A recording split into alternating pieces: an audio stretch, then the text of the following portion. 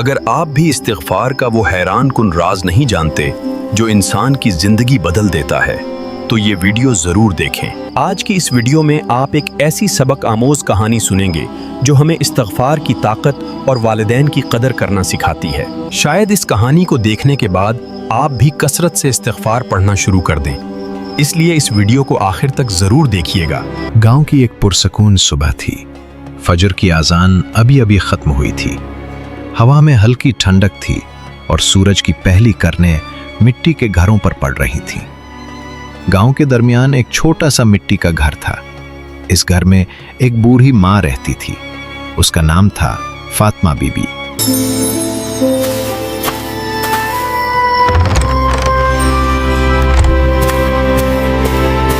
Fatima Bibi بہت نیک دل اور اللہ والی عورت تھی۔ اس کے ہاتھ میں ہمیشہ تسبیح ہوتی تھی اور زبان پر ذکر الہی۔ اس کی زندگی کا سب سے بڑا سہارا اس کا بیٹا علی تھا، لیکن افسوس، علی اپنی ماں کی قدر نہیں کرتا تھا۔ اسے اپنے دوستوں کے ساتھ گھومنا پھرنا، ہنسنا کھیلنا اور وقت گزارنا بہت پسند تھا۔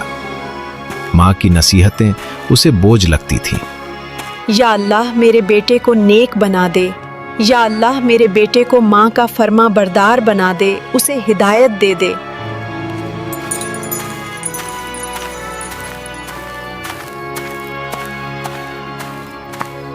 ایک دن صبح کا وقت تھا۔ ماں صحن میں بیٹھی تسبیح پڑھ رہی تھی۔ علی باہر جانے لگا۔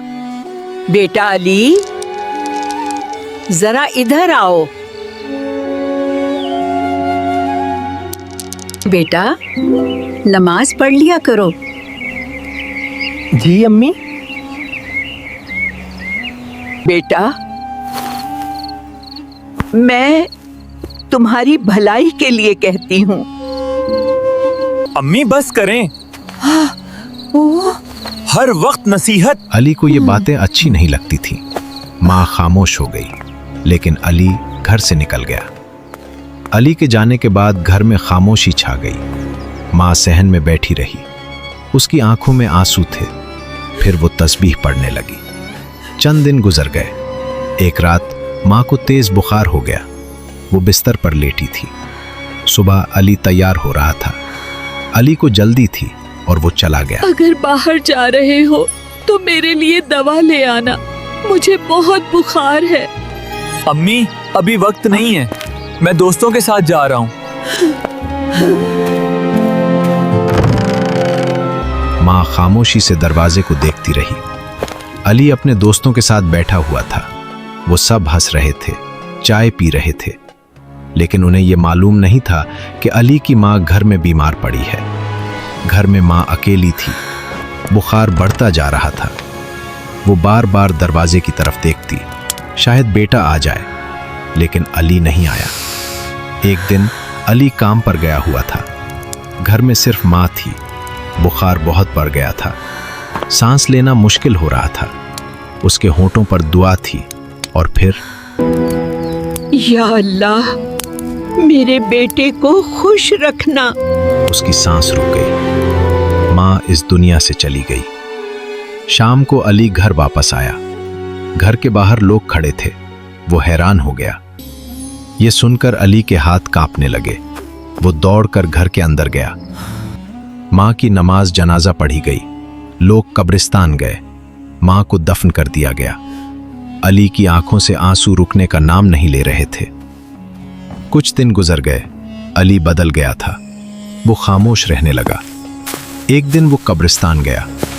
ماں کی قبر کے پاس بیٹھ گیا۔ اس کے ہاتھ میں کھانے کا ڈبہ تھا۔